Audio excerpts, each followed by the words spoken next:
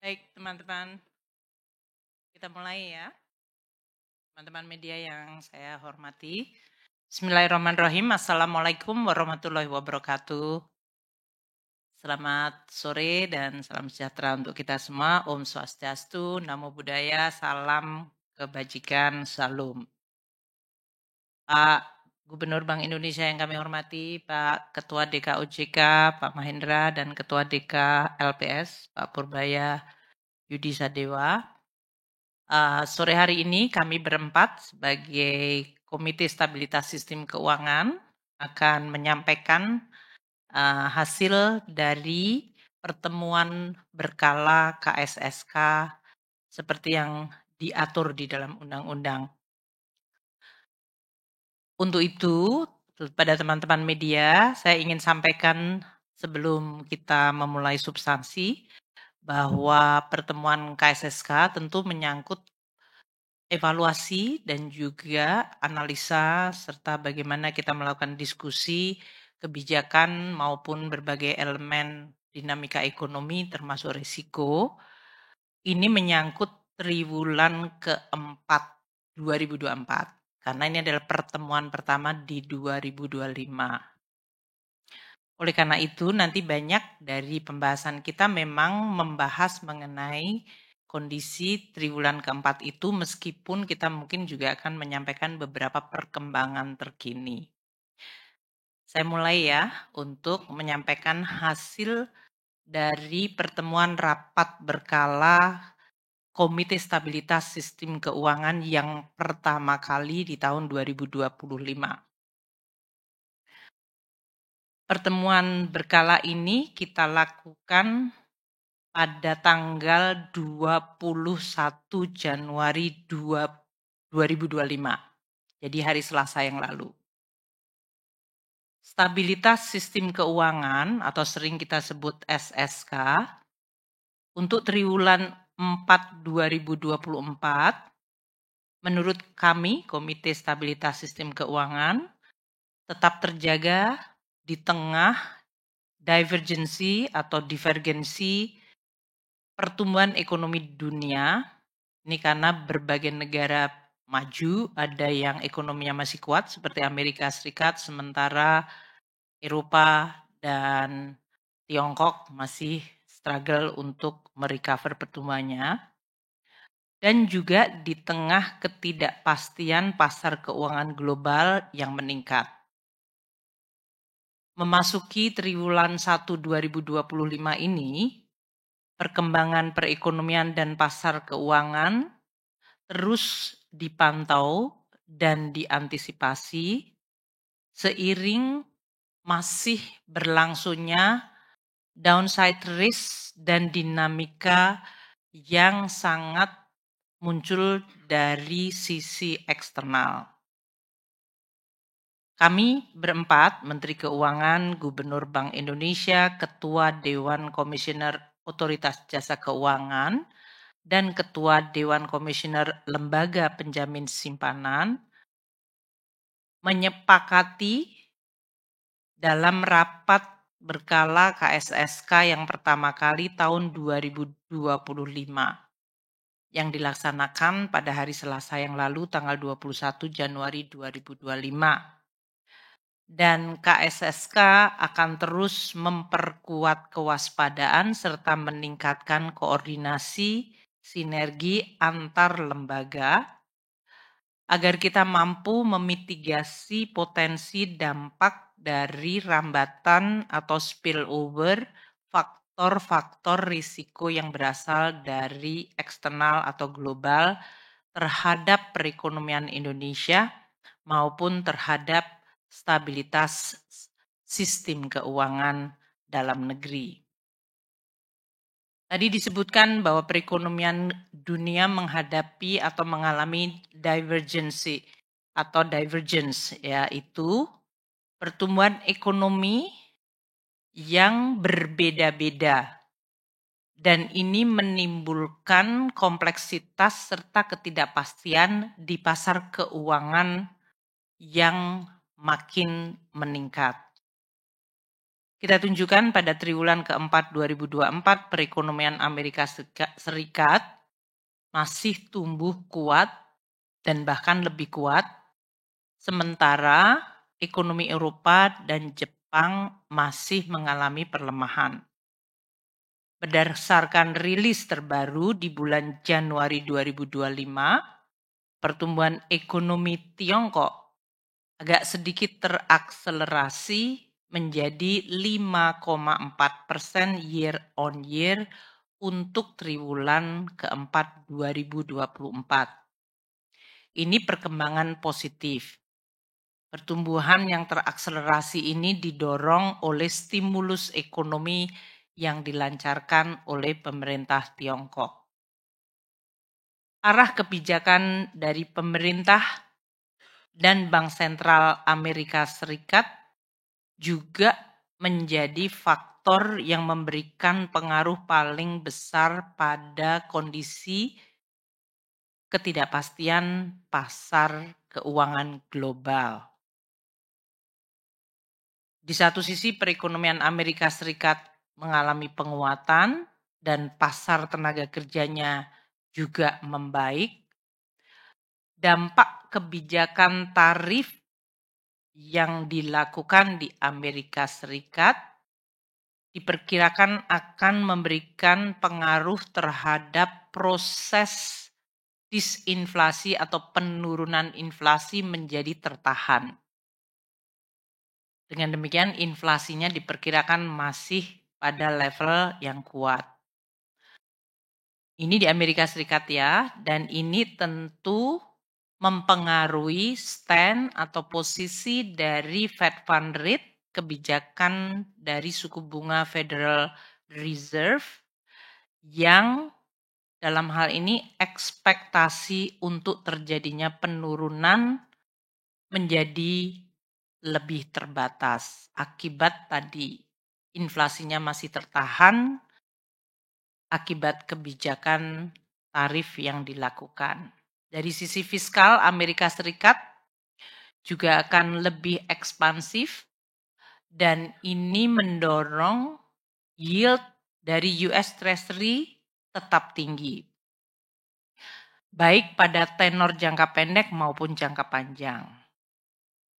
Di sisi lain, ketegangan politik global yang meningkat dan preferensi investor yang makin besar terhadap aset-aset keuangan Amerika Serikat akan menyebabkan indeks mata uang dolar AS atau Amerika Serikat US dollar DXY berada dalam tren yang meningkat dan ini akan memberikan tambahan tekanan perlemahan pada mata uang dunia lainnya.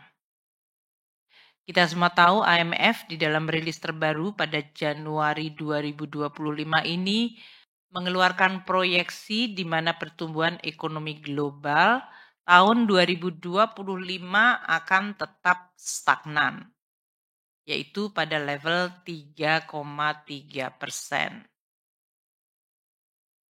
Dengan suasana itu, ekonomi Indonesia masih mampu menunjukkan resiliensi atau ketahanan.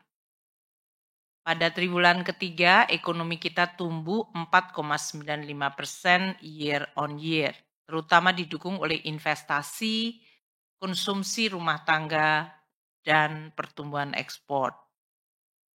Di triwulan keempat ini, pertumbuhan ekonomi Indonesia diperkirakan akan tetap terjaga ditopang oleh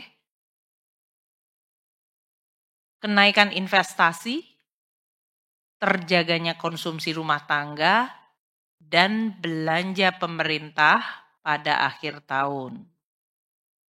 Selain itu, pilkada atau pemilihan kepala daerah yang dilakukan secara serentak pada bulan November 2025 dan musim libur di akhir tahun termasuk Natal dan Tahun Baru menjadi faktor pendorong positif untuk prospek perekonomian di triwulan keempat 2024. Dari sisi external balance, perdagangan internasional Indonesia masih mencatatkan surplus neraca perdagangan pada tahun 2024 yang baru saja kita tutup. Dengan pada saat yang sama indeks dari PMI Manufaktur Indonesia pada bulan Desember 2024 kembali masuk ke zona ekspansif. Ekonomi Indonesia kami perkirakan akan tumbuh 5% year on year untuk keseluruhan tahun 2024. Untuk tahun 2025, sesuai dengan pembahasan dengan DPR di APBN, pertumbuhan diperkirakan di 5,2%. Dari sisi nilai tukar rupiah, tetap terkendali di tengah ketidakpastian global yang tinggi. Ini tentu didukung oleh kebijakan stabilisasi dari Bank Indonesia. Secara keseluruhan, tahun 2024 hingga akhir tahun 31 Desember 2024, rupiah tercatat pada level 16.095 rupiah per dolar. Ini artinya sepanjang tahun 2024 rupiah mengalami perlemahan 4,34% point to point dibandingkan kondisi akhir tahun 2023. Kalau kita bandingkan dengan mata uang negara-negara lain seperti Korea Won, Meksiko dengan pesonya, Brazil dengan real, Jepang dengan Japanese yen, dan Turki dengan lira, maka perkembangan rupiah meskipun tadi mengalami depresiasi 4,34 point to point masih lebih baik. Untuk awal tahun 2025 ini tekanan mata uang dolar seperti yang tadi saya sampaikan di XY dengan penguatan indeks mata uang dolar yang tetap kuat. Nilai tukar rupiah hingga 23 Januari tercatat mengalami pelemahan 1,14% point to point. Ini lebih baik dari nilai tukar yang terjadi pada akhir tahun 2024. Hal ini sejalan dengan tren dari nilai tukar mata uang regional lainnya. Nilai tukar rupiah kita menguat terhadap mata uang kelompok negara maju di luar dolar Amerika. Dan nilai tukar rupiah kita relatif stabil terhadap mata uang kelompok negara-negara berkembang. Perkembangan tersebut sejalan dengan kebijakan stabilisasi Bank Indonesia yang nanti akan dijelaskan lebih detail oleh Pak Gubernur dan juga didukung oleh aliran masuk modal asing yang masih berlanjut dari imbal hasil instrumen keuangan domestik yang dianggap cukup menarik dan juga prospek perekonomian Indonesia yang juga tetap resilient dan baik. Cadangan devisa kita pada posisi akhir Desember 2025 tercatat tinggi, yaitu sebesar 155,7 miliar US dollar. Ini artinya setara dengan 6,7 bulan import atau 6,5 bulan import plus pembayaran utang luar negeri pemerintah. Angka 6,7 atau 6,5 ini berada di atas standar kecukupan yang digunakan secara internasional, yaitu 3 bulan import. Untuk inflasi indeks harga konsumen 2024 terjaga di dalam range yaitu 2,5 plus minus 1% sebagai range sasaran yang sudah disepakati. Inflasi indeks harga konsumen Desember 2024 tercatat 1,57% year on year. Terkendalinya level inflasi ini sejalan dengan konsistensi suku bunga kebijakan BI rate untuk mengarahkan agar ekspektasi inflasi tetap terjaga sesuai sasarannya. Untuk komponen inflasi, terutama inflasi volatile food, mengalami penurunan. Ini terutama didukung dengan pasokan pangan dan mulai masuknya musim panen. Dan tentu sesuai dengan selama ini kita sampaikan, sinergi pengendalian inflasi oleh tim pengendali inflasi pusat dan daerah, dalam hal ini TPIP dan TPID, masih terus terjaga sinerginya secara erat, juga melalui Gerakan Nasional Pengendalian Inflasi Pangan. Untuk ke depan, pemerintah dan BI akan terus menjaga dan meyakini inflasi dapat dikendalikan pada sasaran 2,5 plus minus 1 untuk tahun 2025 dan 2026. Inflasi inti, core inflation, diperkirakan akan tetap terkendali karena ekspektasi inflasi yang tetap terjaga. Dan juga kalau kita lihat perekonomian, kapasitas ekonomi juga masih memadai. Sehingga kalau ada pergerakan demand, masih bisa terakomodasi dengan kapasitas yang ada. Komponen inflasi yang berasal dari imported inflation juga tetap terkendali. Dan juga kita melihat dampak positif dari digitalisasi ikut menjaga di dalam pergerakan inflasi yang rendah stabil.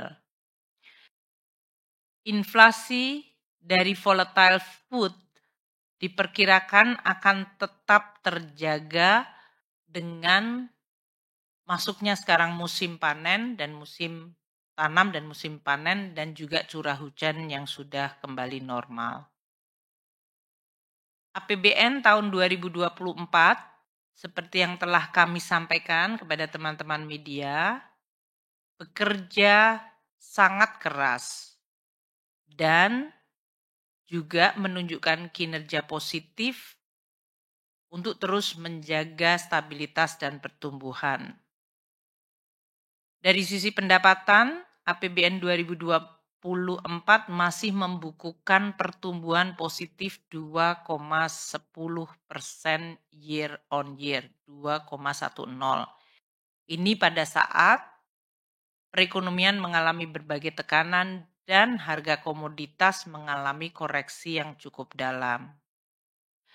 Dari sisi belanja negara tumbuh 7,3% year on year. Dengan kinerja tersebut, APBN 2024 menunjukkan keseimbangan primer tercatat negatif 19,4 triliun, jauh lebih kecil dari yang diperkirakan pada pertengahan tahun. Ini artinya sebesar 0,09% dari PDB. Sementara defisit overall balance adalah 507,8 triliun. Sekali lagi, ini sama dengan 2,29% dari PDB, yaitu sama dengan Undang-Undang APBN awal dan jauh lebih rendah dari proyeksi pada laporan semester. Realisasi pendapatan negara dan hibah unaudited mencapai 2.842,5 triliun rupiah. Ini artinya pendapatan negara dan hibah di atas target yaitu 101,4% dari APBN awal dan tumbuhnya 2,1% year on year. Terutama pendapatan negara ini diperoleh dari penerimaan perpajakan yang tumbuhnya 3,6% year on year. Penerimaan perpajakan ini jumlahnya adalah 2.232,7 triliun rupiah.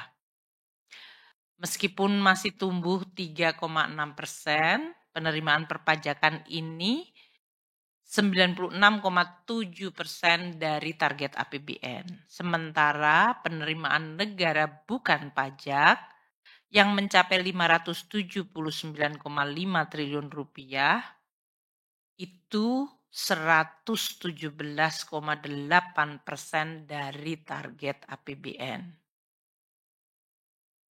Kinerja yang cukup positif ini patut diapresiasi karena gejolak perekonomian global mengalami eskalasi, harga komoditas mengalami koreksi ke bawah, namun kita tetap menjaga APBN tetap dalam posisi yang cukup sehat dan positif.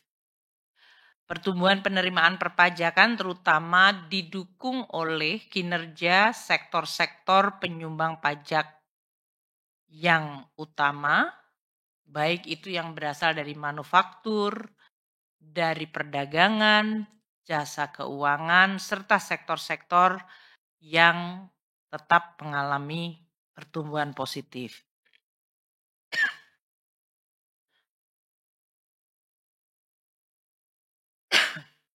Untuk penerimaan cukai dan pajak internasional, kita juga melihat adanya kontribusi yang cukup baik.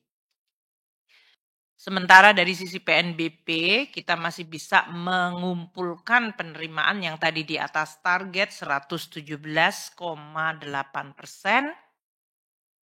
Selain dari peningkatan kontribusi BUMN melalui dividen yang disetor, juga dari operasional PLU.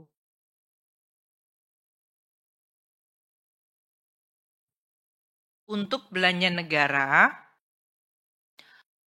belanja APBN sangat penting menjadi shock absorber bagi masyarakat dan perekonomian. Pada saat yang sama, belanja negara juga menjadi instrumen untuk pembangunan atau agent of development. Belanja negara mencapai 3.350,3 triliun. Ini berarti kita belanja 100,8% dari target APBN awal.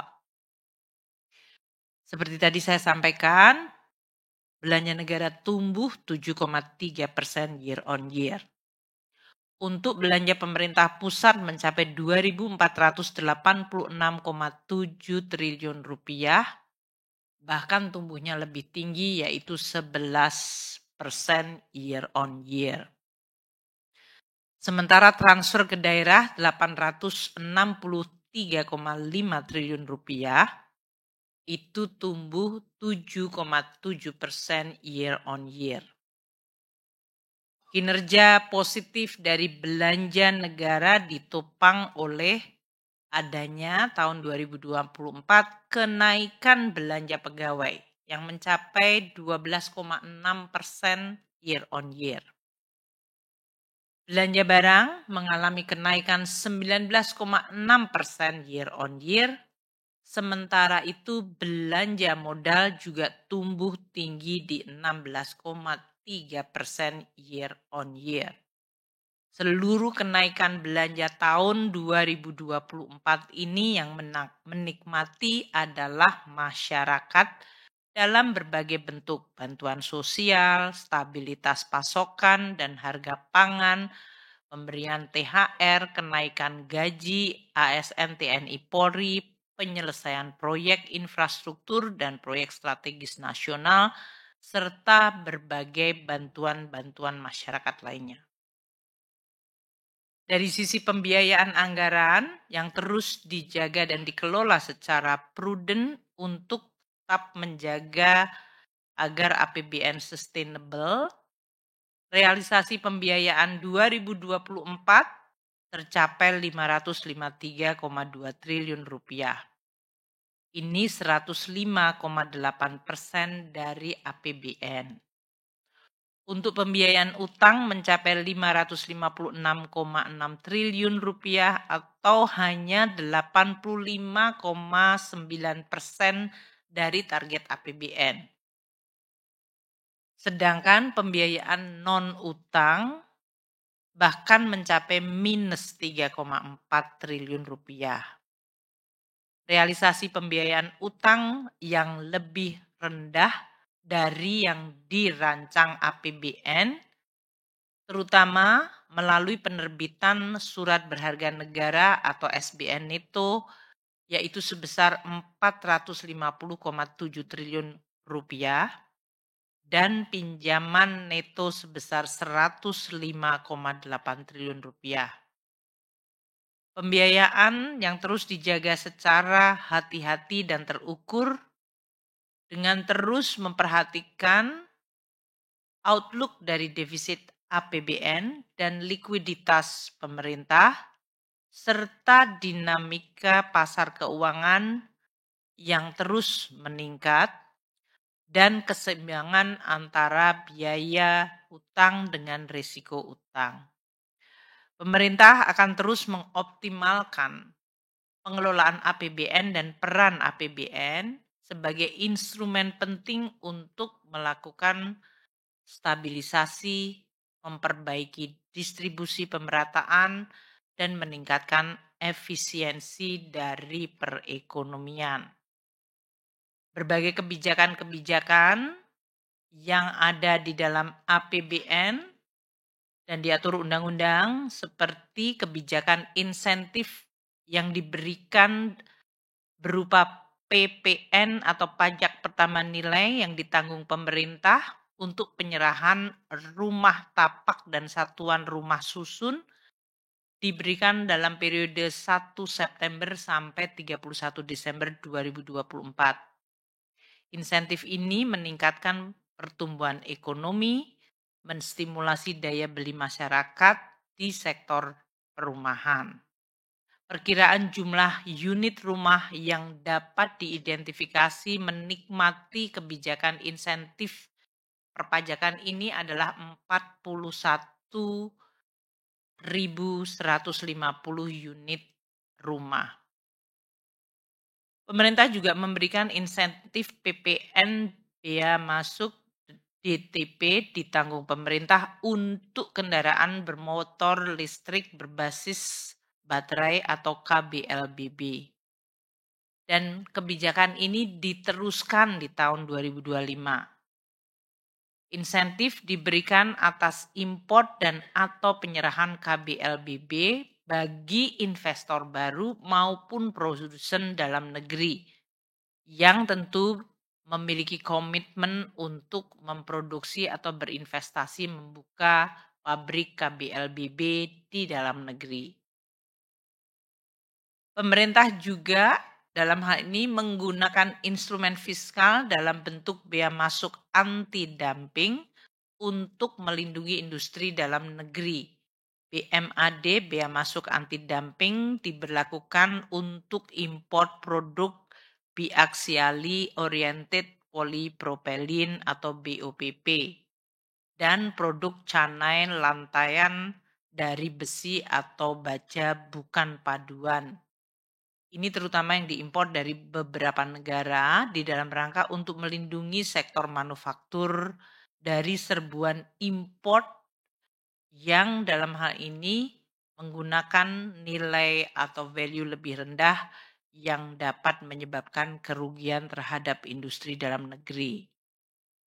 Di sektor keuangan, pemerintah memperbarui pembentukan cadangan piutang tak tertagih yang dapat dikurangkan dari penghasilan bruto terutama bagi bank dan badan usaha lain yang menyalurkan kredit atau pembiayaan yang diawasi oleh OJK melalui PMK 74/2024.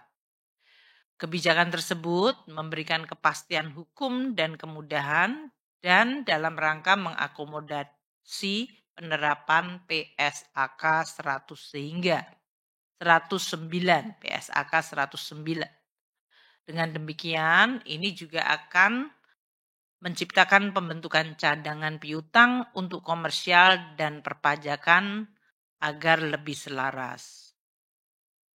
Pemerintah juga memperbaiki terus iklim investasi agar lebih kompetitif dan sehat dengan menerbitkan PMK 136 tahun 2024 mengenai pajak minimum global dengan tarif 15% mulai tahun 2025 bagi wajib pajak badan yang merupakan bagian dari grup perusahaan multinasional yang memiliki omset konsolidasi global sedikitnya 750 juta euro. Dengan hal itu, perusahaan yang masuk lingkup wajib pajak tersebut dan memanfaatkan fasilitas tax holiday akan dikenakan pajak tambahan minimum domestik sesuai PMK 69 2024.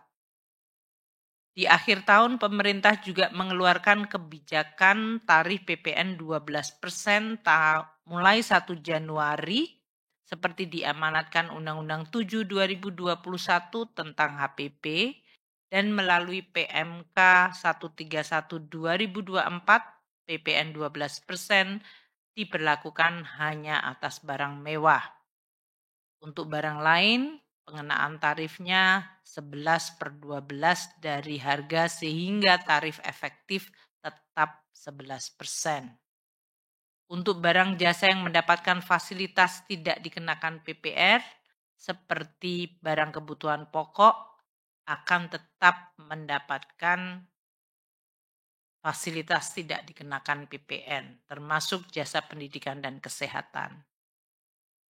Dari sisi belanja di triwulan keempat, pemerintah juga melanjutkan pemberian program untuk melindungi rakyat dan menjaga stabilitas melalui bantuan pangan dan stabilisasi pasokan dan harga pangan atau SPHP, subsidi energi dan kompensasi untuk BBM, listrik, LPG dan pupuk, serta bantuan sosial baik dalam bentuk program Keluarga Harapan, PIP, KIP kuliah, sembako, dan pembayaran untuk jaminan kesehatan bagi keluarga tidak mampu, yaitu PBI JKN.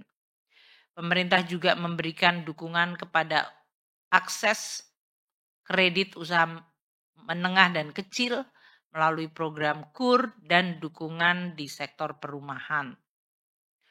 Sebagai instrumen penting, APBN juga terus melakukan investasi dalam menguatkan kualitas SDM melalui program-program di bidang pendidikan, kesehatan, penurunan stunting, pengentasan kemiskinan, dan juga dalam mendukung penyelesaian PSN. APBN 2024 juga menjadi instrumen penting untuk pelaksanaan pilkada serentak, pemilu, dan juga mendukung terbangunnya ibu kota negara baru.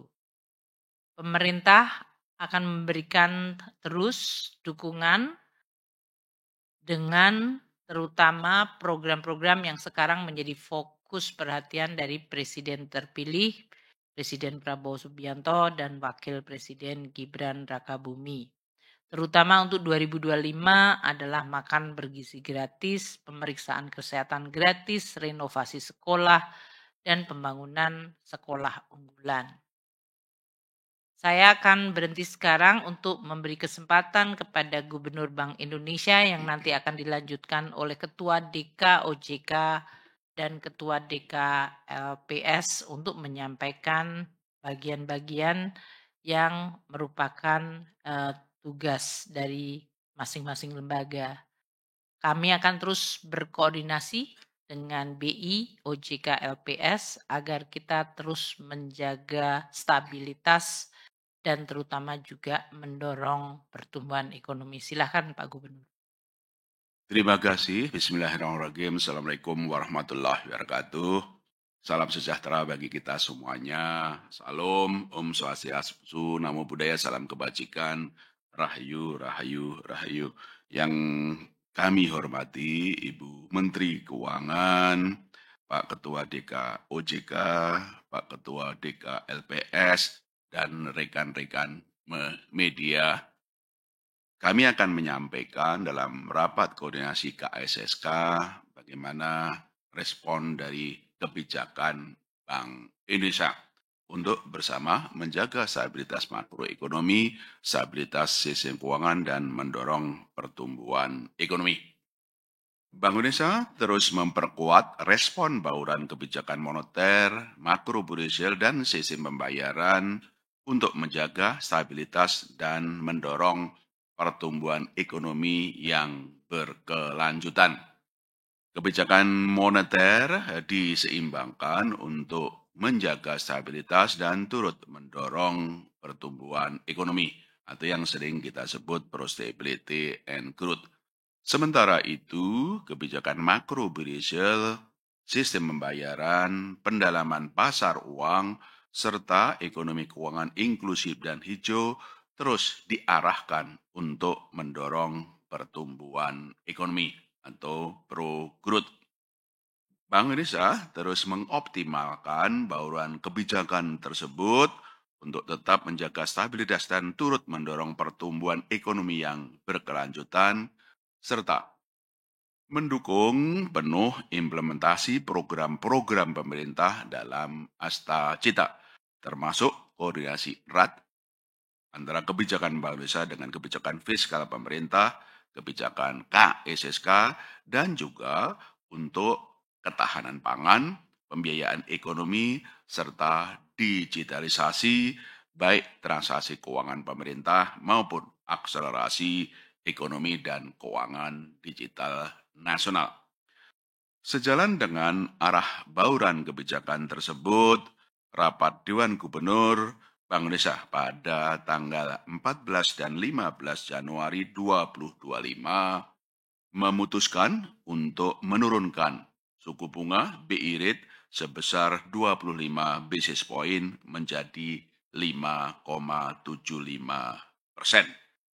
Keputusan ini konsisten dengan tetap rendahnya perakiraan inflasi pada tahun 2025 dan 2026 yang terkendali dalam sasaran 2,5 plus minus 1%, terjaganya stabilitas nilai tukar rupiah sesuai dengan fundamental dan juga untuk mengendalikan inflasi dalam sasaran, dan perlunya Bank Indonesia untuk turut bersama mendorong pertumbuhan ekonomi lebih lanjut.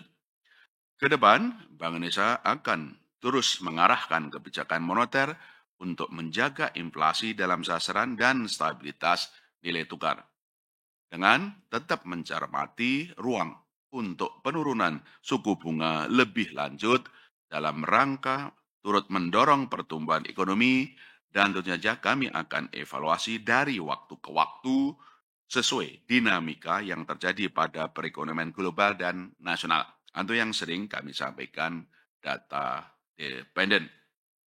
Selain itu, untuk mendukung efektivitas transmisi kebijakan moneter dan juga sekaligus mempercepat pendalaman pasar uang dan pasar valuta asing dan mendorong aliran masuk modal asing, Bank Indonesia terus memperkuat strategi operasi moneter yang pro market. Hal ini dilakukan dengan pertama, optimalisasi instrumen moneter sekuritas rupiah Bank Indonesia dan sekaligus sesuai dengan arah kebijakan moneter untuk injeksi atau menambah likuiditas di pasar uang. Kami juga terus melakukan optimalisasi instrumen moneter sekuritas falas Bank Indonesia dan sukuk falas Bank Indonesia, termasuk untuk sebagai tempat instrumen penanaman atau penempatan lebih lanjut dari DHE SDA sesuai dengan peraturan pemerintah yang baru. Dan karena hasil ekspor dari DHE SDA antara lain bisa ditempatkan dalam instrumen falas, sekuritas falas Bank Indonesia, dan sukuk falas Bank Indonesia. Pada waktunya kami akan menyampaikan bersama pemerintah instrumen ini dan mekanismenya.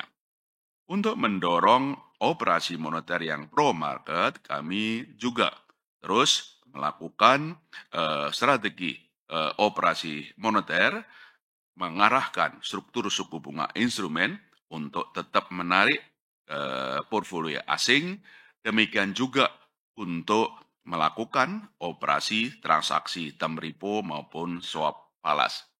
Kami juga terus memperkuat peran dealer utama, primary dealer dalam pasar uang pasar falas untuk meningkatkan transaksi-transaksi SRBI maupun SVBI maupun juga SUBBI, SUVBI dalam transaksi di pasar sekunder antar pelaku pasar. Bank Indonesia juga terus melakukan penguatan strategi stabilisasi nilai tukar rupiah. Kami pastikan bahwa nilai tukar tetap stabil di tengah gejolak global dengan transaksi intervensi di pasar falas pada transaksi secara tunai atau spot, secara domestic non-delivery forward maupun pembelian SPN dari pasar sekunder. Sementara itu, kebijakan makrobudensial kami tempuh tetap longgar, terutama untuk meningkatkan kredit pembiayaan perbankan dalam rangka mendukung pertumbuhan ekonomi secara berkelanjutan dan tetap menjaga stabilitas sistem keuangan. Ini kita upayakan supaya bersama OJK pertumbuhan kredit tahun 2025 ini bisa mencapai 11 sampai 13%. Dalam pada itu kami juga mengarahkan kebijakan makrobudensial ini sekaligus untuk mendorong program-program dalam Asta Cita, yaitu memperkuat strategi kebijakan insentif likuiditas makrobudensial untuk mendorong meningkatkan kredit pembiayaan kepada sektor-sektor prioritas pertumbuhan dan penciptaan lapangan kerja, termasuk juga untuk UMKM dan ekonomi hijau. Kami sudah terapkan ini mulai Januari 2025. Hingga minggu kedua Januari 2025, Bank Indonesia telah menyalurkan insentif likuiditas makrobudensial tersebut sebesar 295 triliun atau meningkat sebesar 36 triliun dari 259 triliun pada akhir Oktober 2024. Insentif likuiditas makrobudensial tersebut diarahkan untuk mendorong program dalam Asta Cita, khususnya program sektor prioritas pertumbuhan dan penciptaan lapangan kerja. Antara lain, untuk mendorong hilirisasi pertanian, demikian juga untuk perumahan, di samping juga untuk perdagangan eceran, manufaktur, transportasi, pergudangan, pariwisata, dan ekonomi kreatif, maupun juga UMKM, ultramikro, dan hijau. Jumlah 295 triliun tersebut kami salurkan melalui bank-bank BUMN sebesar 129,1 triliun rupiah, bank-bank umum swasta nasional sebesar 130,6 triliun rupiah, bank pembangunan daerah sebesar 29,9 triliun rupiah, dan kantor cabang bank asing sebesar 5 triliun rupiah. Di samping memberikan kebijakan insentif likuiditas makrobudensial tersebut, Bank Indonesia juga terus mempertahankan kebijakan makrobudensial longgar, antara lain dengan mempertahankan rasio loan to value financing ratio atau sering disebut kebijakan down payment 0% baik untuk kredit pembiayaan properti maupun juga kredit pembiayaan kendaraan bermotor. Di samping itu juga kebijakan-kebijakan makrobudensial longgar lain. Bank Indonesia juga terus mendorong kredit pembiayaan melalui penguatan publikasi asesmen transparansi suku bunga dasar kredit (SPDK) dengan pendalaman pada suku bunga kredit berdasarkan sektor prioritas yang menjadi cakupan kebijakan likuiditas makro Brussel.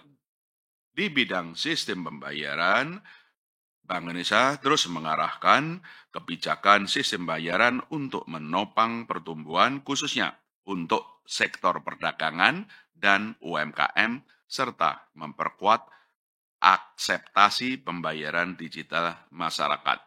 Antara lain melalui perluasan layanan BI Fast yang saat ini bisa juga mencakup layanan transfer secara kolektif atau bulk transfer, pembayaran atas dasar permintaan request for payment, dan transfer debit secara langsung atau direct debit untuk memenuhi kebutuhan masyarakat dalam transaksi ekonomi dan keuangan yang cepat, mudah, murah, aman, dan andal.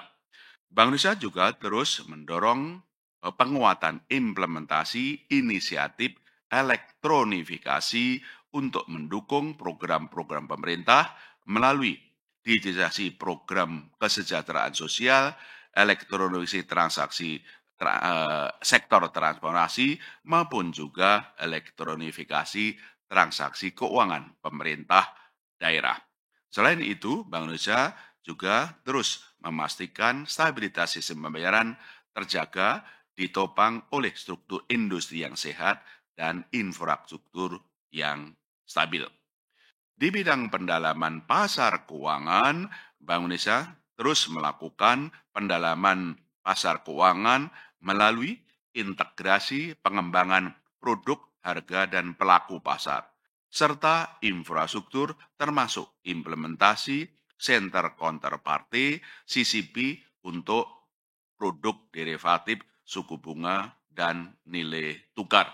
Dan ini telah kami luncurkan pada triwulan 4 2024 yang lalu bersama sejumlah bank dan juga KSEI berkoordinasi erat dengan OJK. Di bidang internasional, Bank Indonesia terus memperkuat kerjasama internasional termasuk untuk perluasan penggunaan mata uang lokal untuk transaksi perdagangan dan investasi, perluasan untuk kerjasama sistem pembayaran, baik melalui QR Indonesian Standard dengan sejumlah negara maupun kedepannya interkoneksi antara BI Fast dengan Fast Payment sejumlah negara. Bank Indonesia juga terus memperkuat koordinasi kebijakan dengan pemerintah untuk menjaga stabilitas dan mendorong pertumbuhan ekonomi. Pertama, koordinasi kebijakan moneter dan fiskal diperkuat tidak hanya di dalam menjaga stabilitas makroekonomi, tapi juga yang sudah kami umumkan bersama Bu Menteri Keuangan adalah pembelian SBN dari pasar sekunder oleh Bank Indonesia melalui bilateral buyback atau debt switching, termasuk untuk SBN yang dari COVID kesempatan bersama yang dulu yang akan jatuh tempo pada tahun 2025 ini. Kedua, juga dukungan memperkuat ketahanan pangan melalui program GNPIB, Gerakan Nasional Pengendalian Inflasi Pangan di berbagai daerah.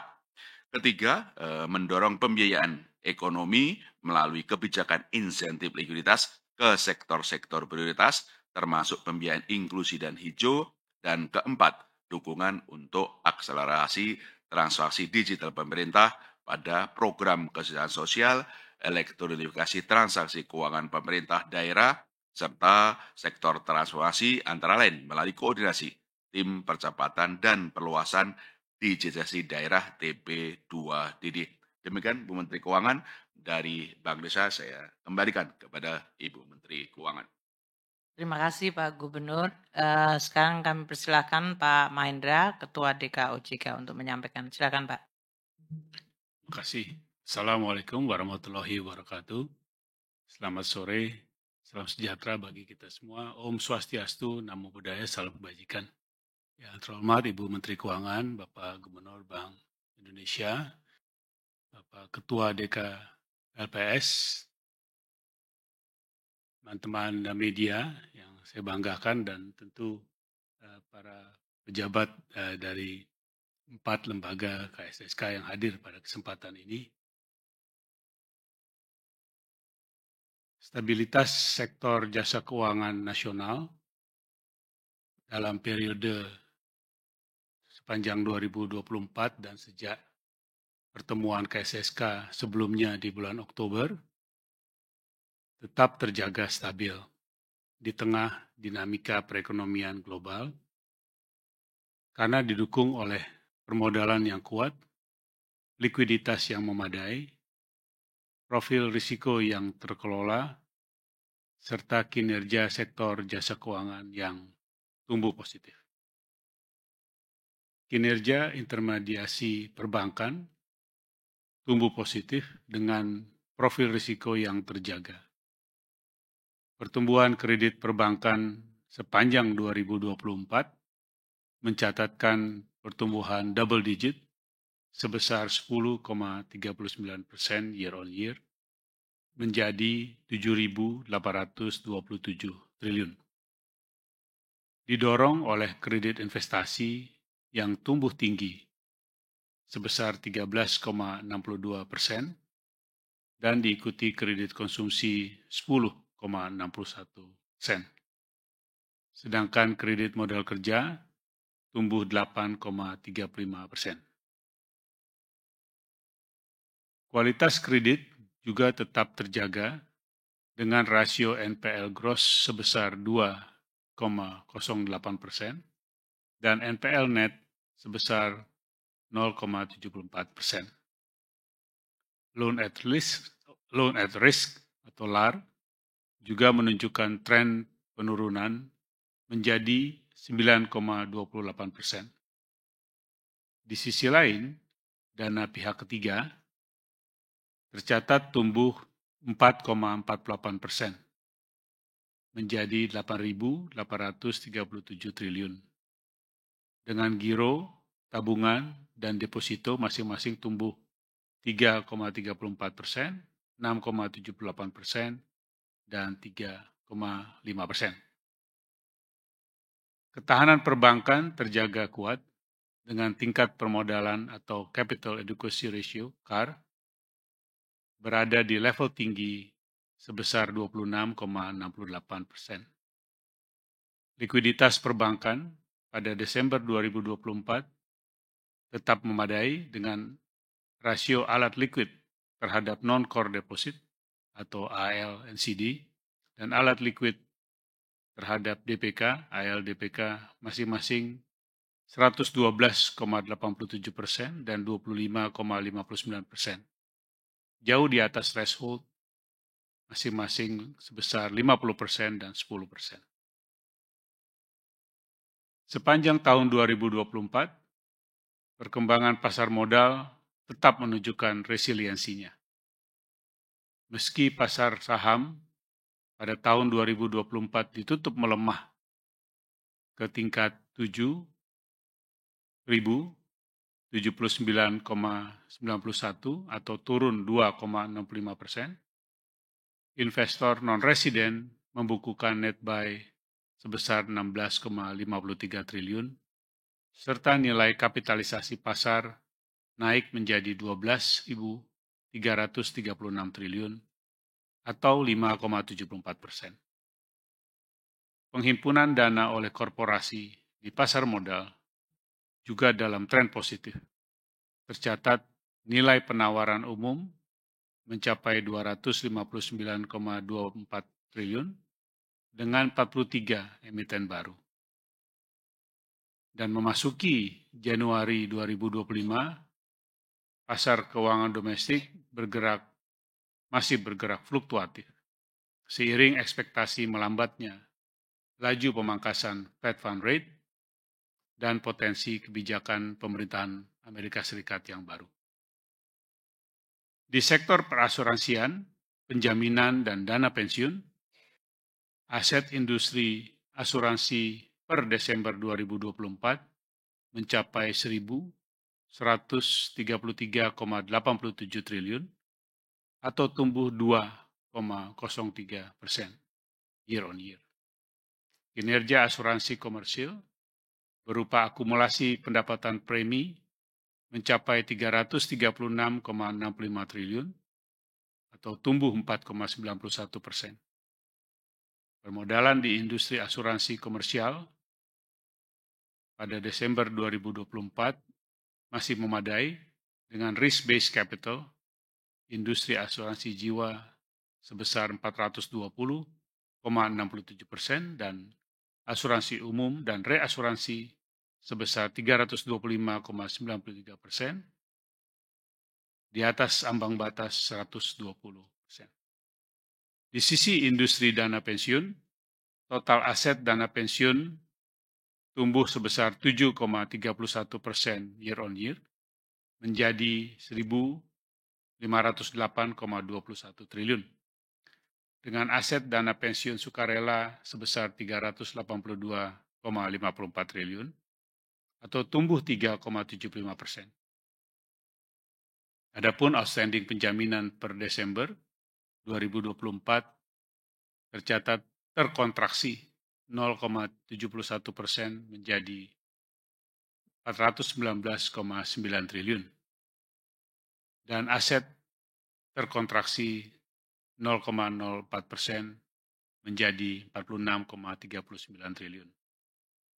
Di sektor lembaga pembiayaan, perusahaan modal ventura, lembaga keuangan mikro, dan lembaga jasa keuangan lainnya, tercatat piutang pembiayaan perusahaan pembiayaan tumbuh 6,82% year on year, menjadi 530,46 triliun. Didukung pembiayaan investasi yang meningkat sebesar 9,66%.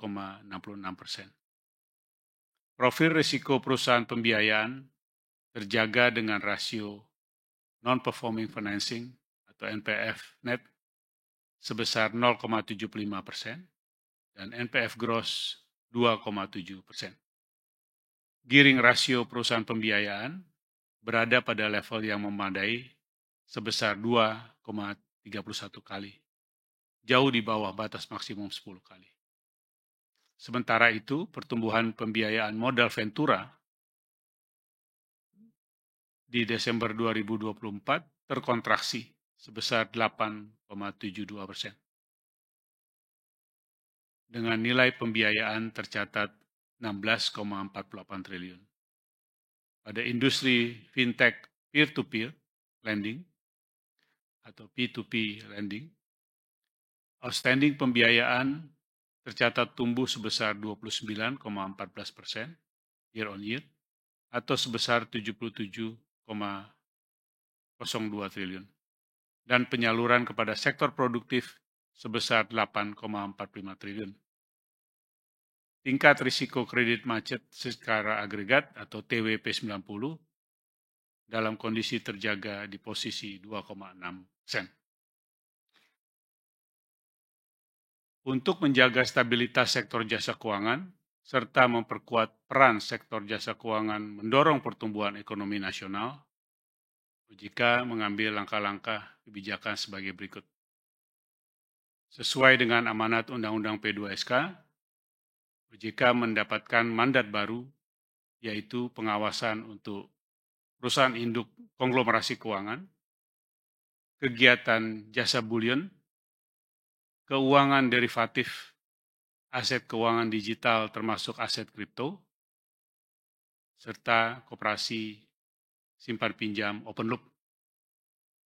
Proses peralihan dan penerimaan mandat tersebut telah dilaksanakan sesuai dengan kerangka waktu yang ditetapkan dalam Undang-Undang P2SK, termasuk penyiapan infrastruktur pengaturan dan pengawasannya.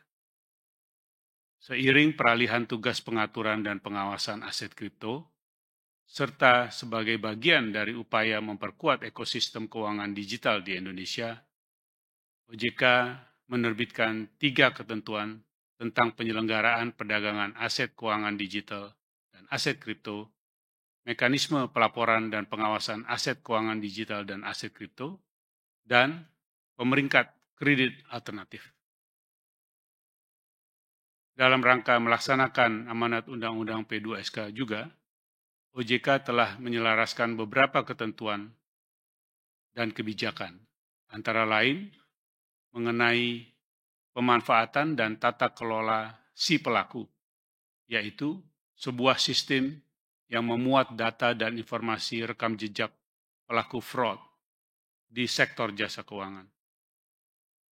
Lalu, kewajiban pemenuhan rasio kecukupan likuiditas dan pemenuhan rasio pendanaan stabil bersih bagi bank umum untuk memperkuat manajemen risiko likuiditas, serta pengaturan konglomerasi keuangan dan perusahaan induk konglomerasi keuangan.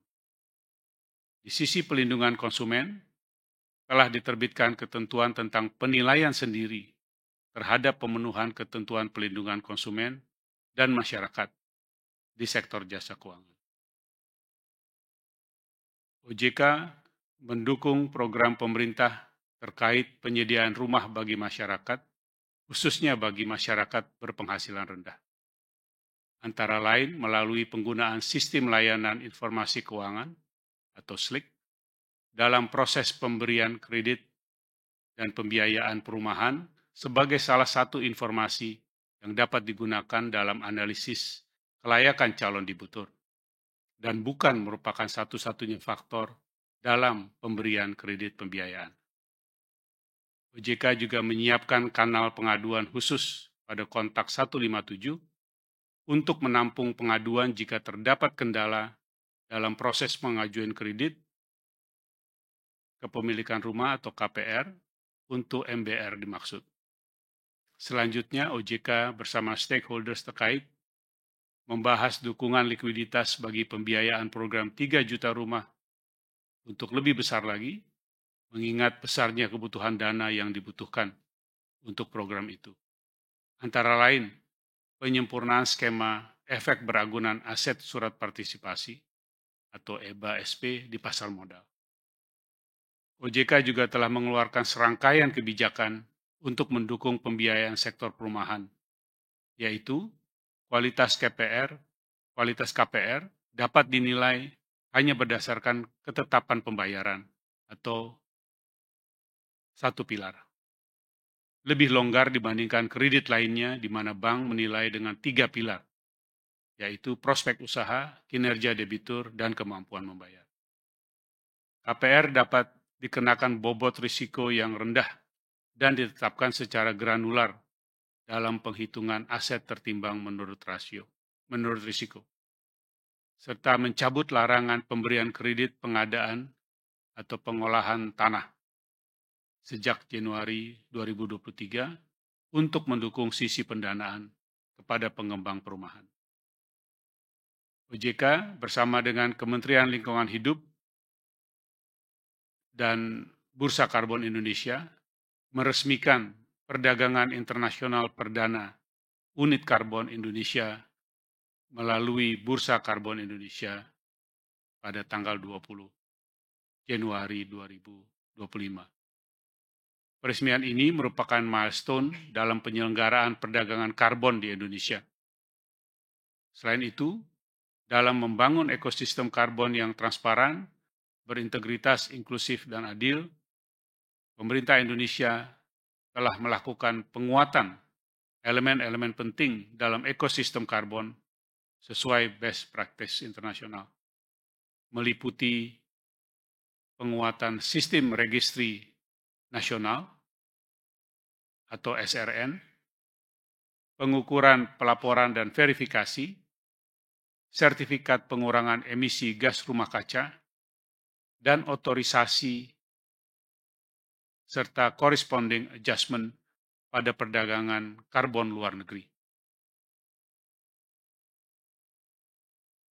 Sementara itu, untuk pelindungan konsumen, di sepanjang 2024, OJK menerima dan menangani lebih dari 16.000 pengaduan terkait entitas ilegal yang terdiri dari pinjaman online ilegal dan investasi ilegal. Satuan Tugas Pemberantasan Aktivitas Keuangan Ilegal atau Satgas Pasti telah menghentikan 2.930 entitas pinjaman online ilegal dan 310 penawaran investasi ilegal di sejumlah situs dan aplikasi yang berpotensi merugikan masyarakat. Satgas Pasti juga memproses pemblokiran terhadap 228 rekening bank atau virtual account yang dilaporkan terkait dengan aktivitas keuangan ilegal serta 1.692 nomor kontak pihak penagih atau debt collector pinjaman online ilegal. Demikian, Bu Menteri, kembalikan. Terima kasih Pak Mahendra. Selanjutnya Pak Purbaya, silakan. Bismillahirrahmanirrahim. Yang saya hormati Ibu Menteri Keuangan, Bapak Gubernur Bank Indonesia, Bapak Ketua Dewan Komisioner Otoritas Jasa Keuangan, teman-teman wartawan semua. Assalamualaikum warahmatullahi wabarakatuh. Salam sejahtera bagi kita semuanya. Dari sisi penjaminan simpanan perbankan, jumlah rekening nasabah yang dijamin seluruh simpanannya oleh LPS hingga akhir Desember 2024 mencapai 99,94% dari total rekening atau setara 608.850.379 rekening untuk nasabah bank umum. Sementara itu, untuk BPR/BPRS hingga akhir November 2024, jumlah rekening yang dijamin mencapai 99,98% dari total rekening nasabah BPR/BPRS atau setara dengan 15.817.553 rekening. Pada periode penetapan reguler triwulan 1 2025 Januari 2025, LPS menetapkan untuk mempertahankan tingkat bunga penjaminan atau TBP masing-masing sebesar 4,25% untuk simpanan rupiah di bank umum dan 6,75% untuk simpanan rupiah di BPR, serta 2,25% untuk simpanan valuta asing di bank umum. Tingkat bunga penjaminan tersebut akan berlaku untuk periode 1 Februari 2025 sampai dengan 31 Mei 2025. Namun tetap terbuka untuk disesuaikan dalam hal terdapat perubahan suku bunga pasar, kondisi perbankan, dan perekonomian yang signifikan. Kebijakan LPS terus diarahkan untuk mendukung terjaganya stabilitas sistem keuangan dan kinerja ekonomi nasional dengan memastikan kecukupan cakupan penjaminan simpanan dan melakukan evaluasi berkelanjutan terhadap tingkat bunga penjaminan agar tetap sejalan dengan perkembangan suku bunga, kondisi likuiditas perbankan, dan upaya mendukung kinerja ekonomi secara optimal. LPS senantiasa akan berkoordinasi dengan otoritas lain untuk meningkatkan sinergi terkait program penjaminan simpanan dan pelaksanaan penanganan bank oleh LPS. Selain itu, guna memperkuat pemahaman publik, LPS terus meningkatkan sosialisasi kepada masyarakat terkait fungsi, tugas, dan wewenang LPS.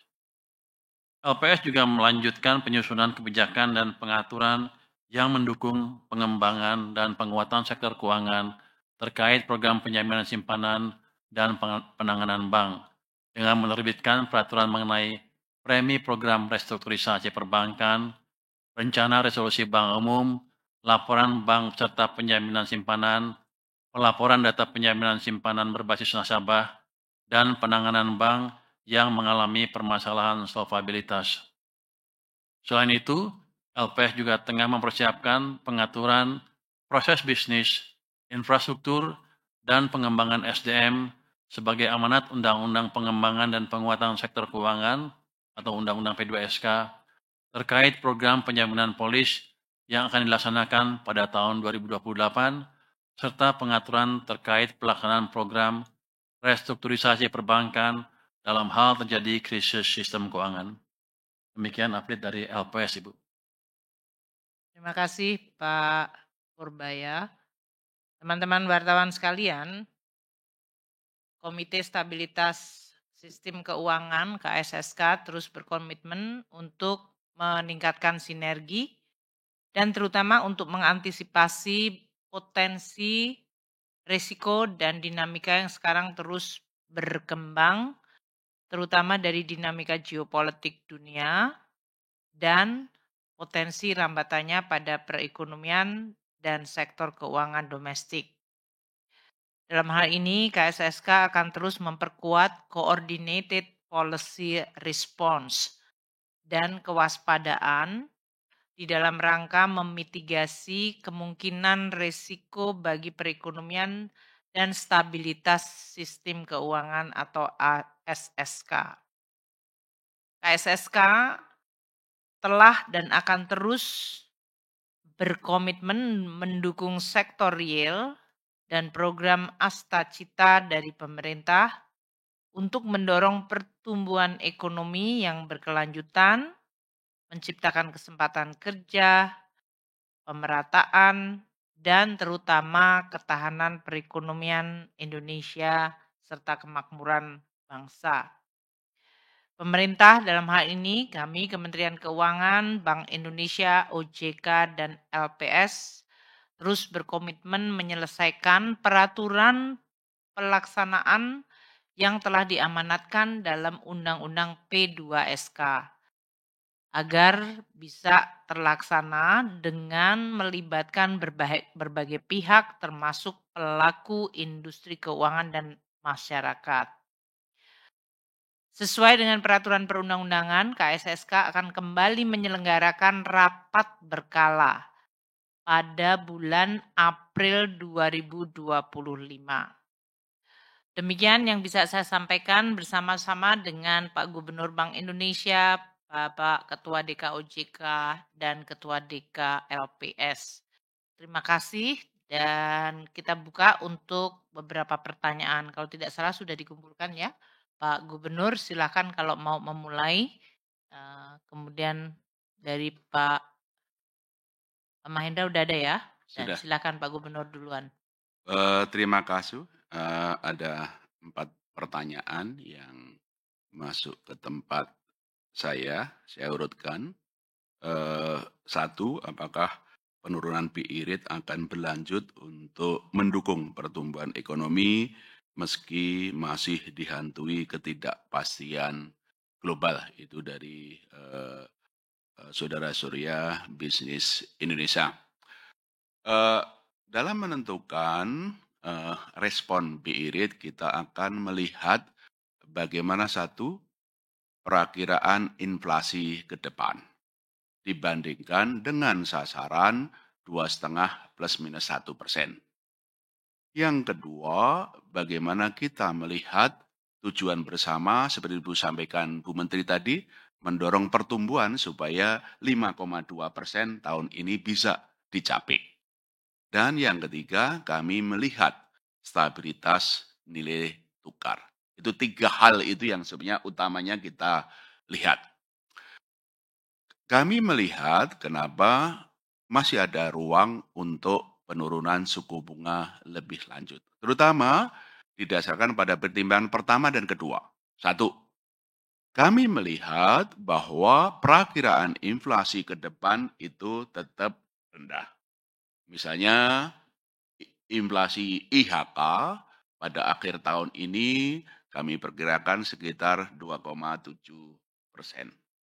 Bahkan inflasi inti juga rendah, 2,6%. Dari pertimbangan ini kenapa ruang penurunan suku bunga itu terbuka.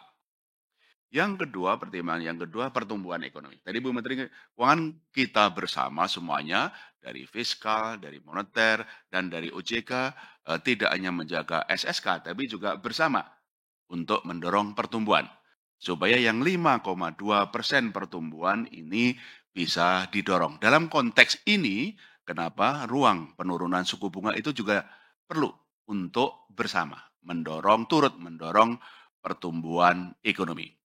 Tinggal masalahnya adalah masalah stabilitas nilai tukar. Kenapa? Yang kami sampaikan dinamika global sama domestik artinya itu. Kami akan melihat bagaimana nilai tukar ke depan. Kami melihat memang ruang setidaknya nilai tukar itu akan bisa stabil. Kami akan terus jaga stabilitas nilai tukar ini. Dari sisi fundamental, nilai tukar itu ada ruang untuk stabil bahkan cenderung menguat. Satu, karena inflasi rendah, pertumbuhan ekonomi masih bagus, imbal hasil SBN itu juga menarik. Dan itu juga didukung oleh inflow yang triwulan 4 yang lalu SBN sudah mulai inflow 1,6 triliun, SRBI adalah 4 triliun dan itu akan mendorong. Dan dari sisi fundamental nanti juga berkaitan dengan DHE SDA yang akan menambah suplai dolar. Yang menjadi isu adalah bagaimana dinamika dari global. Kami melihat memang indeks dolar yang tempo hari pernah di atas 109 dalam 2 hari ini kemudian melemah menjadi 108. Kami akan cermati ke depan ini akan sangat tergantung dari arah kebijakan dari pemerintah Amerika Serikat dan suku bunga Fed Fund Rate. Ini yang kami terus lakukan. Kami akan terus jaga stabilitas dari nilai tukar supaya tadi sesuai data dependen pencermatan kami terhadap ruang suku bunga itu terus akan kami lakukan. Jadi intinya dari sisi inflasi dan nilai tukar dari inflasi dan pertumbuhan ekonomi memang ada ruang untuk penurunan suku bunga.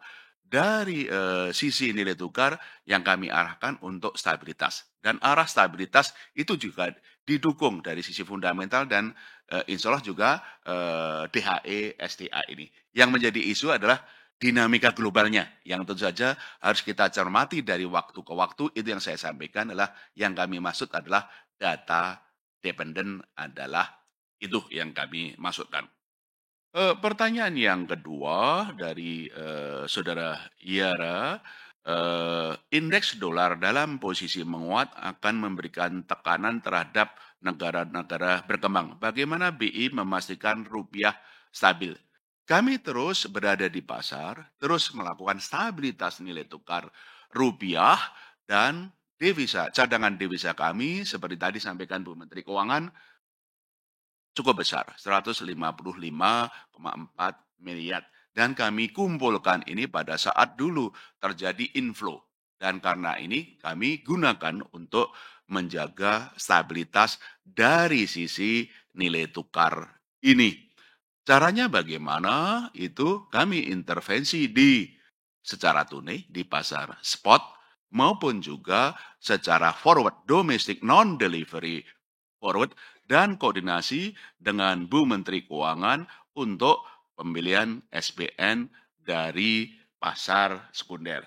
Misalnya tahun lalu kami membeli SBN dari pasar sekunder jumlahnya adalah 178,4 triliun dan ini koordinasi yang erat antara fiskal dan moneter dan tahun ini sebagaimana kami sampaikan bersama Bu Menteri Keuangan kami juga akan terus melakukan pembelian SBN dari pasar sekunder termasuk untuk mekanisme debt switching dari SBN yang dari burden sharing jumlahnya 100 triliun.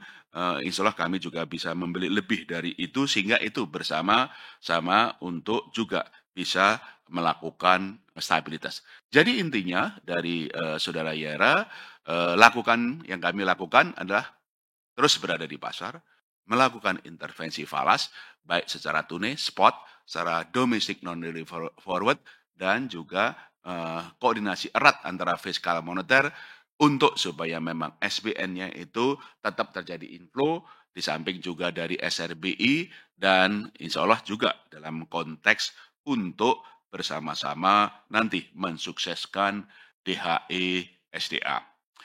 Terus ada pertanyaan yang ketiga dari saudari Anissa Viva. Sekarang rupiah sudah 16.172.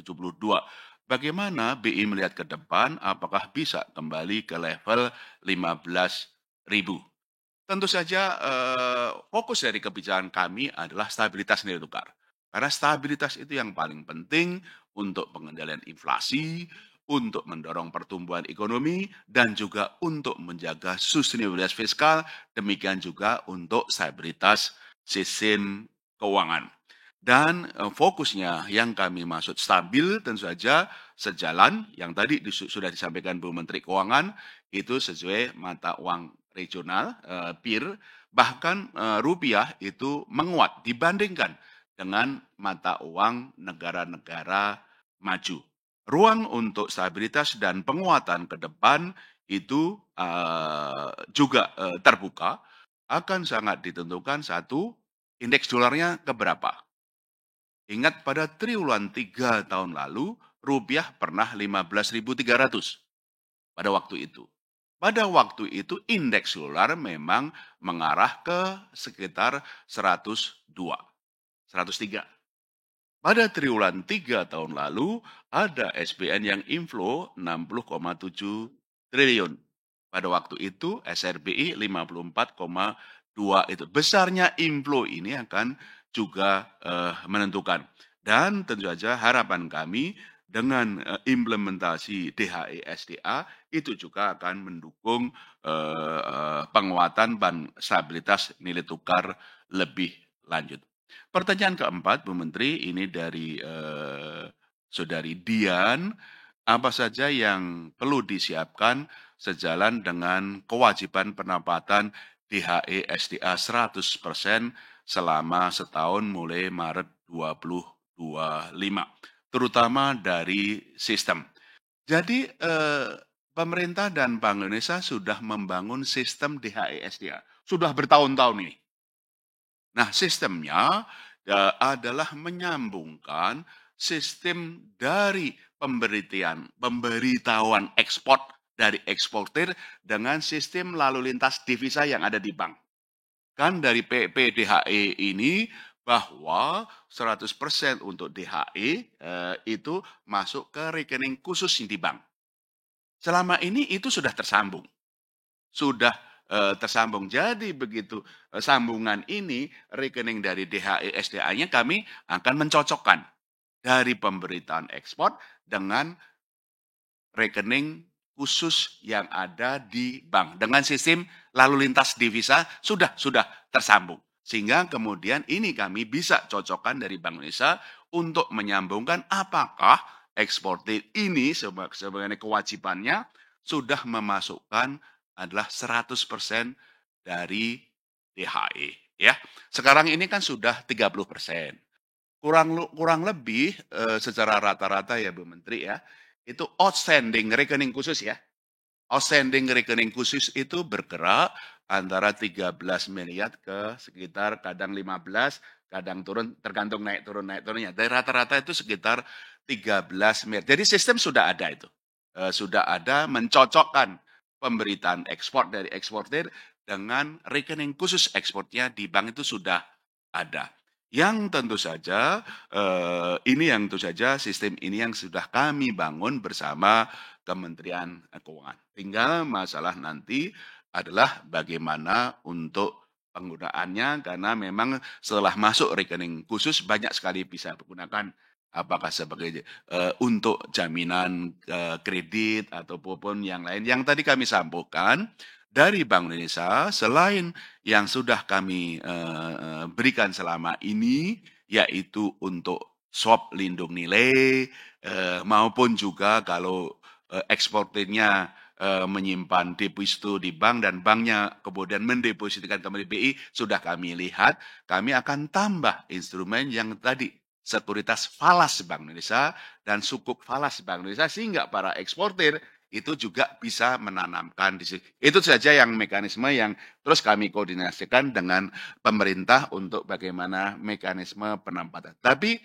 untuk monitoring waktu rekening khusus itu selama ini sudah ada. Barangkali itu Bu, dari kami. Terima kasih. Terima kasih Pak Gubernur. Pertanyaannya cukup memang actual ya dan penting. Pak Mahendra, kalau ada yang mau disampaikan terhadap pertanyaan OJK. kemudian nanti Pak Purbaya, terakhir nanti saya. Silakan Pak Mahendra. Baik, terima kasih teman-teman media atas pertanyaannya. Pertama, pertanyaan dari Rehan dari Bisnis Indonesia ya, mengenai bagaimana perkembangan hapus tagih kredit macet bagi UMKM dan bagaimana dampaknya terhadap performa keuangan perbankan sejauh ini. Ini tentu berkaitan dengan PP 47 2024 mengenai penghapusan utang ataupun macet dari UMKM di bank-bank himbara.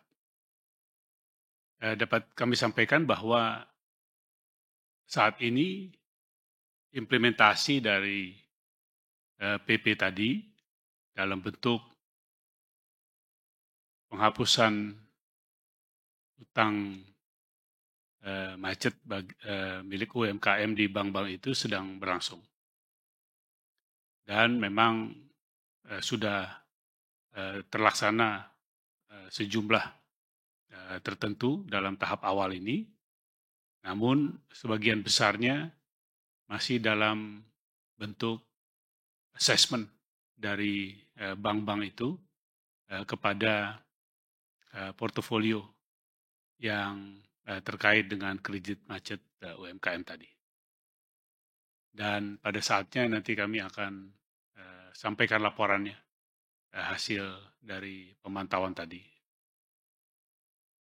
Berkaitan dengan pertanyaan bagian keduanya, kami pahami dan berdasarkan evaluasi sejauh ini tidak melihat dan tidak mengantisipasi akan adanya masalah atau dampak negatif terhadap kinerja dari bank-bank yang terkait. Karena sebenarnya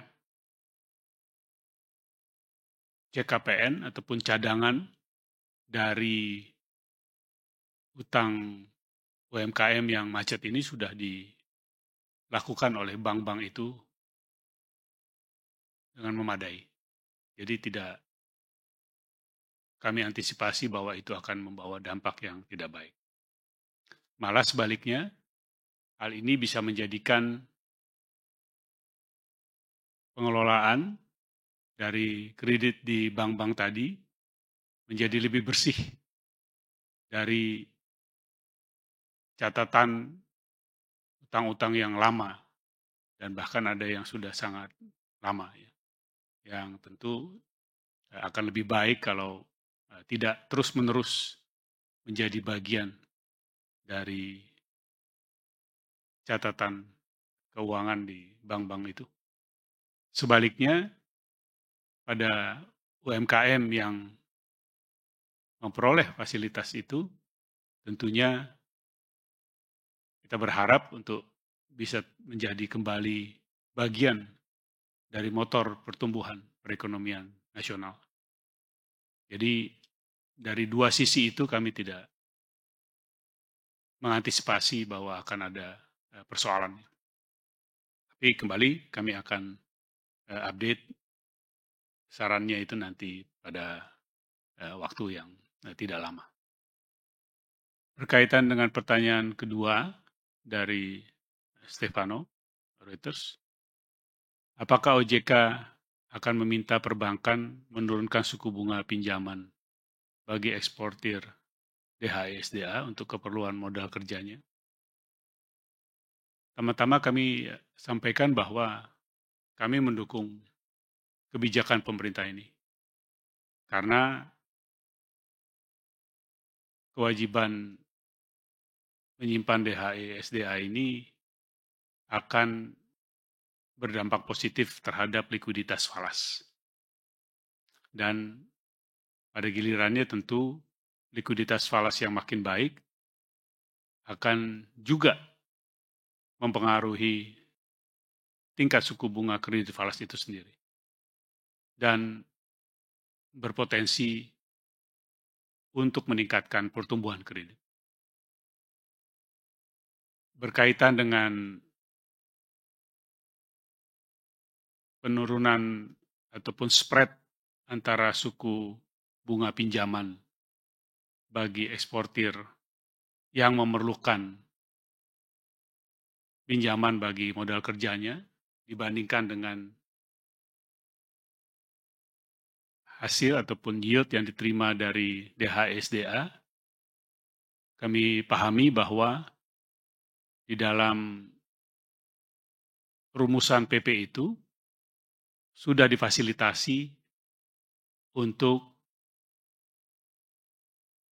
kemungkinan yang terbaik bagi pinjaman dengan dukungan cash collateral dengan model back-to-back terhadap rekening khusus DHE ini yang tentunya tidak akan mengenakan suku bunga yang tinggi atau spreadnya tidak signifikan.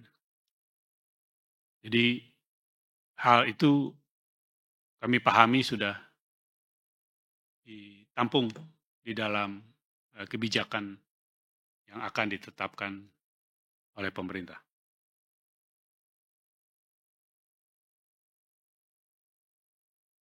Saya rasa yang nomor 3 sama ya dengan nomor 2. Tadi saya sudah jawab termasuk di nomor 2, yaitu dari pertanyaan Monik terkait dengan DHE SDA juga dan dampaknya kepada likuiditas perbankan. Yang saya sampaikan justru kita berharap bahwa itu akan membawa hasil yang positif. Terakhir dari Stefania Aprilia CNBC mengenai kabar 2 bank digital yang bakal IPO, kami belum mendapat kabar itu gitu ya. Ya mungkin secara dokumen pemahaman kami belum ada informasi bahwa akan ada 2 bank digital yang dimaksud oleh atau yang ditanyakan oleh Stefania. Nanti pada gilirannya apabila itu memang betul sudah masuk dan sudah resmi diharapkan untuk lakukan sekiranya hal itu memang ada, itu kami akan laporkan. Demikian Bu Menteri, terima kasih. Terima kasih Pak. Silakan Pak Purbaya. Terima kasih Bu Menteri. Untuk saya pertanyaannya paling hemat ya Bu, cuma 1. Mohon update persiapan penjaminan polis asuransi di LPS dari Mbak Ape ya. Secara umum persiapannya berjalan dengan baik. Kalau kita lihat dari sisi peraturan kan setelah Undang-Undang P2SK keluar, ada berbagai peraturan yang harus diselesaikan. Yang utamanya induknya adalah peraturan pemerintahnya. Kami sekarang sedang berkoordinasi ketat dengan OJK, Kemenkeu, dan Seknek untuk bagaimana PP-nya bisa keluar tepat waktu. Dan kemarin di rapat KSK yang terakhir sudah diputuskan bahwa PP yang berkaitan dengan program penjaminan polis akan dikawal supaya bisa berjalan, bisa terbit sesuai dengan waktu yang ditentukan. Secara paralel sementara itu kami juga menyiapkan peraturan LPS-nya termasuk PDK dan peraturan yang lain-lain sehingga begitu PP itu keluar dalam waktu singkat peraturannya sudah lengkap semua di LPS. Kemudian dari sisi SDM kami sekarang sudah meningkatkan jumlah SDM di program penjaminan polis, di unit program penjaminan polis dan akan ditingkatkan terus sampai akhir tahun ini akan menjadi 60% dari kekuatan penuh nanti di 2028 nanti. Dan dalam waktu 3 bulan kita akan isi penuh posisi direktur eksekutif yang ada di sana semua. Di sisi lain juga kami mengirimkan orang-orang kami untuk belajar industri asuransi penjaminan polis di LPS internasional yang mempunyai program sejenis. Kami sudah kirim orang magang di Korea 1 tahun, di Malaysia 1 tahun, di Kanada juga Kanada seperti itu, di Italia juga akan kami kirim, di Taiwan juga kami akan kirim orang ke sana untuk belajar supaya nanti kami tidak mulai dari nol. Kami juga sedang mempersiapkan sistem IT untuk program penjaminan polis sehingga nanti lebih siap ketika program itu dijalankan. Saya pikir pertengahan tahun ini sudah kelihatan betul bentuk sistem program penjaminan polis yang akan dijalankan nanti. Saya harap PP-nya bisa keluar cepat sehingga peraturannya bisa cepat semua. Dan kalau sudah selesai semua, Bu Menteri, mungkin saya akan mengusulkan ke Bu Menteri supaya posisi DK yang penjaminan polis segera diisi, Bu. Demikian, Pak. Baik, terima kasih kepada teman-teman ya untuk pertanyaan yang kepada saya cukup banyak juga ya. Tapi kita coba untuk efisien. Pertama, yang terkait mengenai instruksi penghematan anggaran seperti yang kemarin telah disampaikan oleh Bapak Presiden dalam sidang Kabinet Paripurna. Bagaimana pelaksanaannya, terutama berasal dari pos-pos seperti apa dan dampaknya terhadap pertumbuhan ekonomi. Saya sampaikan ya bahwa sesudah Bapak Presiden hadir di acara tutup tahun, beliau melihat beberapa dokumen anggaran yang sudah dan akan dilaksanakan tahun 2025 dari kementerian lembaga, itu yang makanya disebutkan beliau melihat secara detail. Dan selama ini Presiden juga menyampaikan indikasi bahwa APBN perlu untuk dalam pelaksanaannya dilihat dari sisi efisiensi dan ketepatan sasaran, serta tentu mengurangi berbagai belanja-belanja yang dianggap dampaknya terhadap perbaikan dan perkuatan perekonomian dan kesejahteraan, memperbaiki produktivitas, menciptakan growth, itu perlu untuk diperkuat. Oleh karena itu, Presiden menyampaikan dalam instruksi untuk melakukan fokus anggaran agar makin efisien dan penggunaan anggaran akan ditujukan kepada langkah-langkah yang memang dirasakan manfaatnya oleh masyarakat langsung seperti makan bergizi gratis, tapi juga beberapa langkah seperti swasembada pangan, energi, kemudian perbaikan di sektor kesehatan, serta langkah-langkah untuk meningkatkan kualitas dari masyarakat untuk bisa menjadi sumber daya manusia yang makin unggul sehat.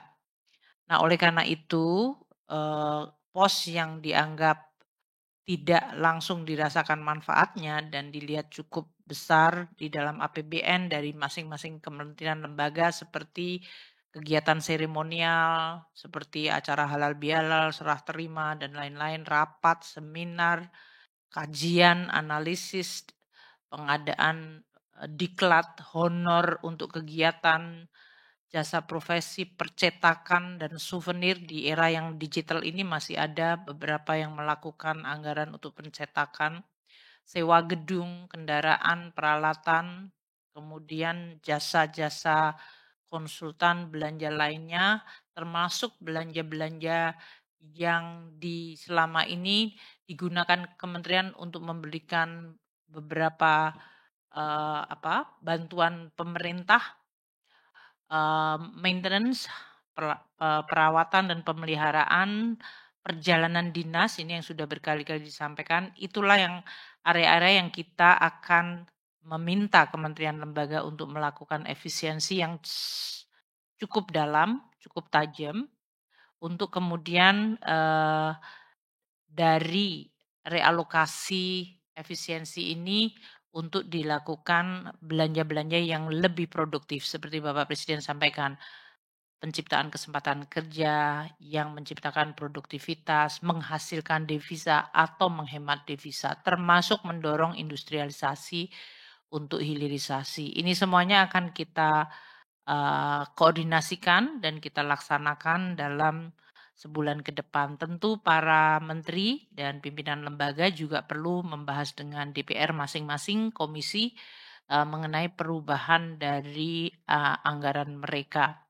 Namun ini adalah memang sesuai dengan Presiden, fokus kepada belanja yang menciptakan pertumbuhan ekonomi, produktivitas, kesempatan kerja, dan manfaat langsung ke masyarakat. Jadi kalau pertanyaan dampak pada pertumbuhan ekonomi ya justru ini akan memberikan diharapkan dampak pada pertumbuhan ekonomi. Seperti kayak makanan bergizi gratis apabila nanti struktur dari supply chains di pemerintah atau lokasi masing-masing makin diperkuat, dan oleh karena itu kami membicarakan dengan Pak Gubernur, dengan OJK bagaimana masing-masing dari dan LPS dalam hal ini ya, apakah sektor keuangan bisa mendukung melalui berbagai dukungan pembiayaan sektor keuangan, karena makan siang bergizi ini sudah pasti off takernya ada, sehingga supply chains-nya dari mulai sayur mayur, kemudian daging dan berbagai itu yang bisa diproduksi oleh para produsen lokal, entah itu petani, usaha kecil menengah, itu menjadi memiliki peluang untuk mendapatkan market yang pasti. Dan ini tentu bisa didukung oleh sektor keuangan. Nah, ini semuanya yang kita harapkan nanti orkestrasi dari belanja yang jangkarnya adalah makan siang bergizi kepada anak-anak sekolah, diharapkan justru akan menciptakan pertumbuhan ekonomi terutama yang local base, basisnya adalah lokal dan lebih apa yang disebut employment creation atau menciptakan kesempatan kerja dan meningkatkan kesejahteraan yang lebih merata. Untuk pemangkasan ini, pertanyaan dari Arizal, apakah dilakukan karena penerimaan pajak? Itu adalah fokus untuk memperbaiki quality dari spending. Kita bilang ya better spending, quality of spending itu dilakukan. Karena memang APBN tadi yang saya sampaikan kalau akan terus menjadi instrumen yang penting, maka kualitas dari belanja baik kementerian, lembaga, dan daerah itu perlu diperbaiki. Pertanyaan mengenai tren APBN yang surplus di Argentina. Kalau satu namanya bukan tren, mungkin kasus ya. Karena Argentina kondisi ekonominya dalam situasi yang sangat berbeda dibandingkan emerging market yang lain. Mereka terus-menerus dalam krisis dan sekarang memiliki presiden yang mungkin totally beda pandangan atau approach-nya yang mungkin dibutuhkan untuk kondisi perekonomian Argentina sendiri. Indonesia di dalam mendesain APBN tentu dikaitkan dengan kondisi ekonomi kita. Jadi kita tidak bisa menjiplak ekonomi lain karena kondisi kita berbeda. Tadi inflasi kita di 2 plus minus 1 yang kita sampaikan tadi, di Argentina inflasinya mencapai lebih dari 70%. So it's totally different. Debt to GDP ratio mereka berbeda, exposure mereka terhadap utang, terhadap kondisi ekonomi domestik maupun terhadap nilai tukar sangat beda dengan kita. Jadi kita juga mendesain APBN berdasarkan kondisi dan tujuan ekonomi kita.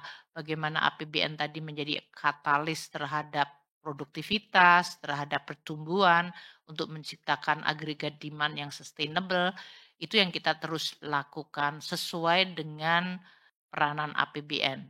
Baik itu sebagai tadi counter cyclical, shock absorber, atau dalam meningkatkan produktivitas ekonomi. Untuk DDTC Dian mengenai DHE 100% tadi, yang mengatur pelakuan PPh-nya juga perlu direvisi. Saya rasa untuk untuk DHE ini kami bersama dengan Menko Perekonomian dan kerjasama dengan Pak Gubernur Bank Indonesia di Kementerian Keuangan ini, Bea Cukai tadi yang disampaikan oleh Pak Gub, data mengenai arus barang dan juga kemudian dampaknya kepada account yang ada di perbankan dan kemudian tracking dari devisanya itu kami dengan BI dan perbankan sudah ada untuk yang DHE sekarang. Kalaupun nanti akan menjadi 100% untuk masa 1 tahun yang akan diberlakukan pada saat PP 22 2004 akan dikeluarkan revisinya, maka kami akan meyakinkan supaya sistemnya bisa berjalan dengan baik. Apakah PPh-nya perlu direvisi? Rasanya tidak untuk insentifnya. Jadi kami tetap menggunakan mekanisme yang sama. Insentif untuk yang penempatan dana tadi sudah disampaikan oleh Pak Gubernur secara cukup detail.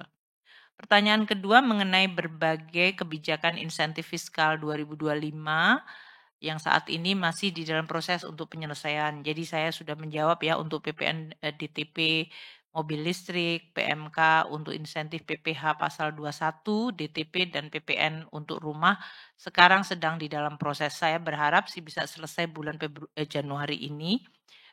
Dan nanti akan kita sampaikan. Kita terus mengakselerasi di tengah banyaknya mungkin kegiatan-kegiatan yang juga sangat penting.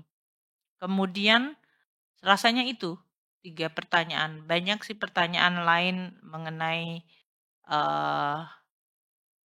pernyataan Presiden Donald Trump mengenai masalah taxation. Saya rasa kita akan menghormati apa yang akan dilakukan oleh Amerika Serikat dengan presiden terpilihnya. Namun karena Amerika adalah negara terbesar di dunia, pasti bisa berdampak ke seluruh dunia. Tapi mengenai masalah taxation maupun tarif, kita akan lihat bagaimana Presiden Trump akan memberlakukan berbagai policy-policy yang sudah dan telah dijanjikan, dan kemudian kita terus memperbaiki dan memperkuat resiliensi dari perekonomian kita. Tentu dengan kerjasama antara BI, OJK, kami, dan LPS, kita tetap menjaga stabilitas sistem keuangan, dan pada saat yang sama make sure bahwa seluruh stabilitas ini tidak sekedar stabil, tapi juga mendukung tujuan ekonomi.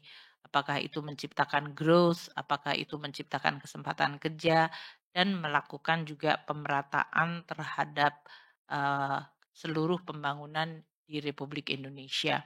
Mungkin itu yang bisa saya sampaikan. Sekali lagi kepada teman-teman media, terima kasih atas kehadirannya pada rapat hari ini atau press conference dari rapat berkala KSSK yang pertama kali di tahun 2025.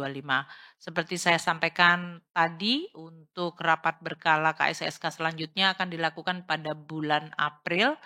Tentu itu insya Allah sesudah Lebaran. Dan seperti biasa sesudah rapat berkala, kita akan menyampaikan juga press conference. Moga-moga dari sekarang sampai April ekonomi Indonesia tetap terjaga dengan baik dan kondisi ekonomi dunia juga membaik. Terima kasih Pak Gubernur, Pak Mahendra, Pak Purbaya atas partisipasi sore hari ini, dan kepada teman-teman media, terima kasih juga. Wassalamualaikum warahmatullahi wabarakatuh.